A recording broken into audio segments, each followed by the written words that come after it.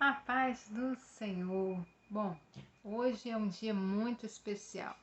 Hoje é um dia que nós comemoramos o dia da Bíblia.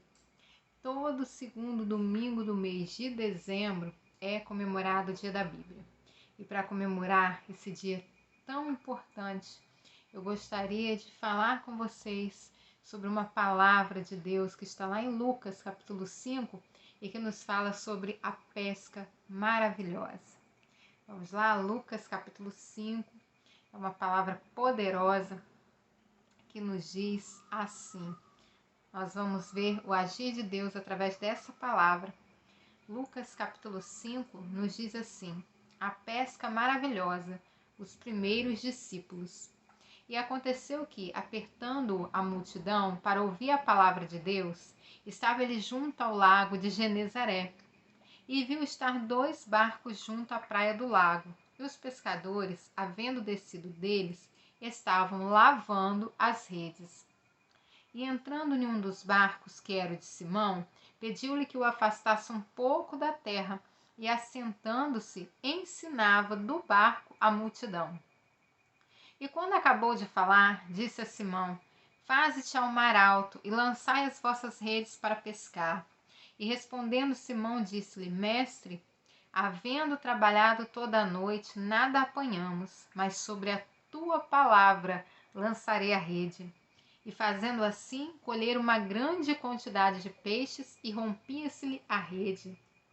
E fizeram sinal aos companheiros que estavam no outro barco, para que os fossem ajudar. E foram e encheram ambos os barcos, de maneira tal que quase iam a pique. E vendo isto, Simão Pedro prostrou-se aos pés de Jesus, dizendo: Senhor, ausenta-te de mim, que sou um homem pecador. Pois que o espanto se apoderara dele e de todos que com ele estavam, por causa da pesca de peixe que havia feito. E de igual modo também Tiago e João, filhos de Zebedeu, que eram companheiros de Simão. E disse Jesus a Simão: não temas, de agora em diante serás pescador de homens. E levando os barcos para a terra, deixaram tudo e o seguiram. Amados, essa palavra é uma palavra maravilhosa, porque é a primeira coisa que eu vejo aqui, né? Que ali havia uma multidão para ouvir a palavra de Deus. Aonde Jesus estava, tinha uma multidão.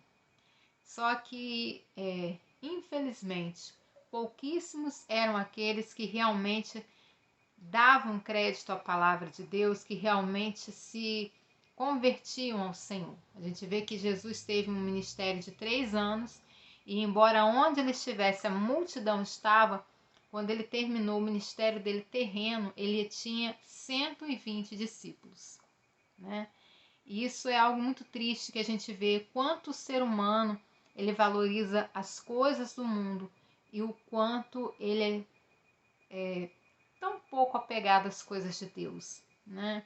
Muitas das vezes até fala em Deus, mas só fala, né?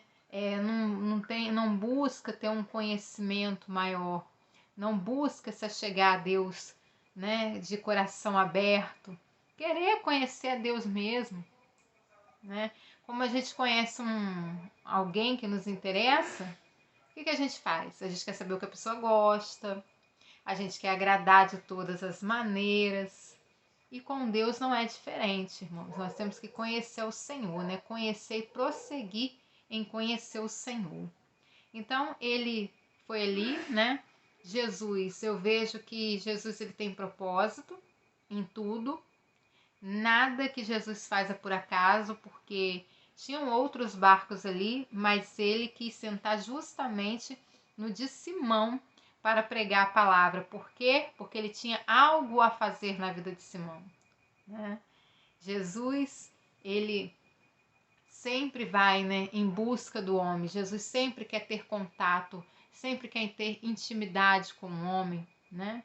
E assim ele fez. Então ele sentou ali no barco e falou à multidão, e depois que ele deu o recado, falou da palavra de Deus para a multidão, ele falou assim para Simão: Simão, volta lá no mar, faz-te ao largo, lança a rede. Ou seja, Simão já havia pescado, já havia passado a noite inteira tentando pescar e não conseguiu. Quando eles lavaram as redes, eles queriam dizer, olha, nosso trabalho já acabou, por hoje já acabou. Só que nós não conseguimos pescar nada, foi um tempo perdido, né? Mas Jesus mudou a situação. Jesus falou, faze-te ao largo, volta para o mar.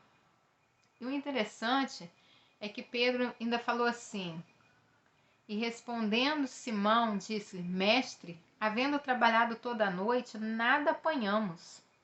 Mas sobre a tua palavra lançarei a rede. Olha que coisa maravilhosa. Em outras palavras, olha, eu trabalhei a noite inteira, sou pescador, não consegui nada, mas porque o Senhor manda, eu vou voltar e vou fazer. E quando ele obedeceu ao mandamento de Jesus, quando ele obedeceu voltar ao mar, mesmo que ele já não tinha mais esperança, mas quando ele ouviu a voz de Jesus, ele obedeceu, veja o que aconteceu com ele. E fazendo-se assim, colheram uma grande quantidade de peixes e rompia-se-lhe a rede.